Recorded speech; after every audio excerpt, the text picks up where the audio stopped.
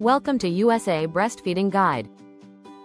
If you're a new mom or expecting your baby soon, breastfeeding can feel exciting, overwhelming, and a little confusing all at once. The good news is that with the right start, breastfeeding can become a comfortable and rewarding experience for both you and your baby. Let's talk about how to start breastfeeding the right way.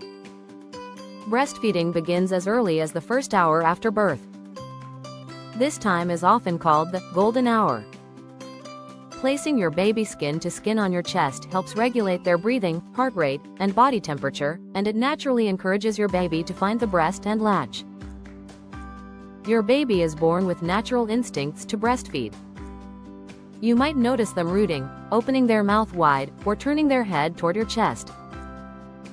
When you see these early hunger cues, it's the perfect time to offer the breast, before your baby becomes too hungry or upset. Getting a good latch is one of the most important steps in successful breastfeeding. Bring your baby to your breast, not your breast to your baby. Their mouth should be wide open, covering more of the dark area around the nipple, with their chin touching your breast and their nose free. A good latch should feel like gentle tugging, not pain. In the first few days, your body produces colostrum, a thick, yellowish milk packed with antibodies and nutrients. Even though it comes in small amounts, it's exactly what your newborn needs.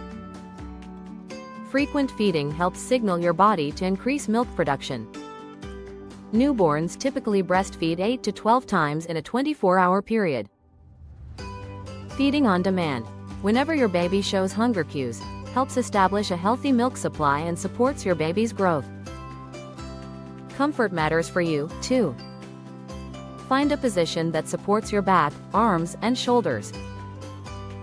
Whether you choose cradle hold, football hold, or side lying, the goal is to keep your baby's body facing yours, tummy to tummy, with their head and body in a straight line. It's normal to face challenges in the beginning. Sore nipples, concerns about milk supply, or uncertainty about whether your baby is getting enough milk are common worries. Remember, help is available. Lactation consultants, nurses, and breastfeeding support groups can make a huge difference. Your baby is getting enough milk if they have regular wet diapers, steady weight gain, and appear relaxed after feedings. Trust your baby, trust your body, and give yourself grace as you learn together. Breastfeeding is a journey, not a race. Every feeding is a chance to nourish, bond, and build confidence.